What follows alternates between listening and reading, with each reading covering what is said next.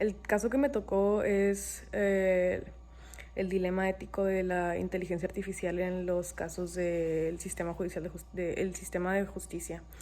Y bueno, primero me gustaría aclarar que en Estados Unidos se empezó a usar este sistema, pero al final tenía muchos errores y las sentencias dejaban ver siempre los sesgos de las personas que programaban a estos robots y por eso se dejó de usar. Pero en España también empezaron a usar una inteligencia artificial diferente y lo que pasó fue que la usaban solamente para casos menores, como multas y cosas que para agilizar el proceso.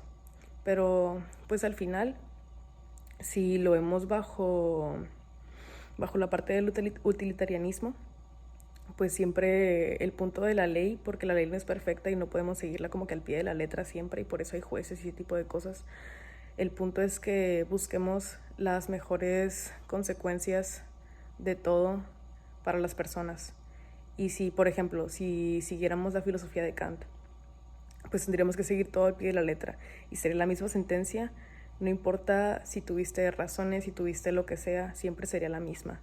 Y pues al final de todo somos humanos y por eso se necesita un juez humano, porque estas inteligencias artificiales siempre van a dejar ver todo lo que cargamos nosotros, como, o sea, de la persona que lo programó. Y no es lo mismo si bajo la filosofía de Kant,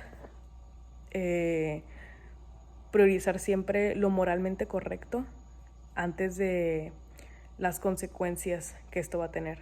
Entonces, bajo el utilitarianismo, como estamos buscando siempre el bienestar final, como que el overall well-being, pues a pesar de que de repente tome muchos meses, muchos recursos y muchísimas cosas, pues siempre se va a estar buscando como que la mejor solución al final para la persona.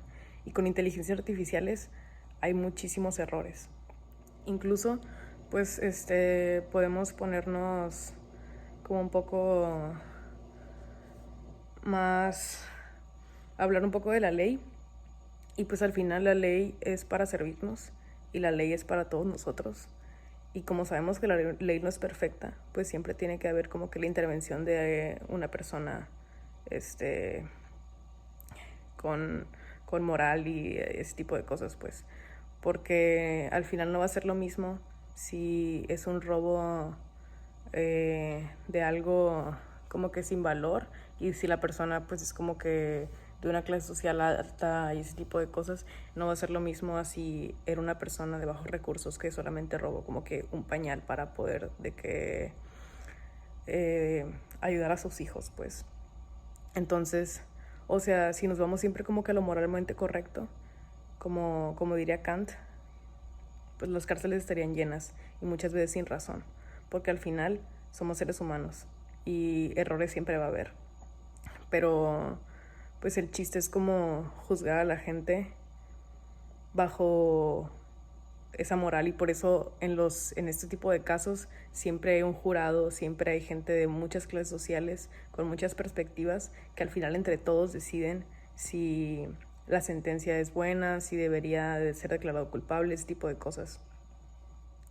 La única manera en la que yo estaría como que de acuerdo en usar la inteligencia artificial sería solamente en casos menores como se está utilizando en España y como se está empezando a utilizar. Cosas en las que siempre la sentencia es la misma, no importa qué. Y cosas, o sea, en las que no sean sentencias largas de cárceles, sino que sean multas o ese tipo de cosas. Pero porque, o sea, en España lo estaban diciendo, que estaba comprobado que todos los jueces decían las mismas sentencias en casos menores, que esos casos que no importaba mucho la raza de la persona, la nacionalidad, ese tipo de cosas, el género, lo que sea. Y en esa parte pues agiliza los casos y se pueden hacer muchísimos más casos porque pones la información en la computadora y ya con eso te dice la sentencia ese mismo día, casos que pueden durar meses, pero por falta de tiempo y por falta de personal y ese tipo de cosas. Entonces, si usamos como que la inteligencia artificial para estos casos menores de los que hablo, hay muchos más recursos y muchas más personas disponibles para los casos realmente importantes o controversiales en los que se necesita mucho más tiempo y mucho más personal y ese tipo de cosas. Entonces al final pues sí es usar el utilitarianismo porque estás priorizando las consecuencias del resultado final y estás priorizando siempre que el mayor número de personas estén bien. Y pues sí, eso es todo. Gracias.